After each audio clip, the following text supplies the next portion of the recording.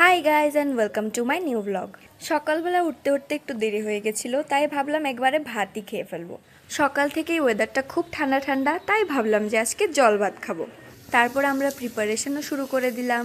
ডালের বড়া করেছিল মা, আর আমি করব ডিম ভর্তা। এই রেসিপিটা কিন্তু আমি ইনস্টাগ্রাম থেকে দেখে দেখে বানিয়েছিলাম, আর খেতে অনেক ভালো হয়েছিল। তারপর গাছগুলো বাইরে দিয়ে আমি গিয়েছিলাম ছাদে ফুল আনার জন্য। তখনই গিয়ে দেখলাম যে গুড়ি গুড়ি বৃষ্টি পড়ছে। গুড়ি গুড়ি পড়তে পড়তে কিন্তু বৃষ্টিটা অনেক বেড়ে গিয়েছিল। তারপর কিন্তু সোজা ঘরে এসে পুজোটা দিয়ে দিলাম। আমার না বৃষ্টি খুব পছন্দ।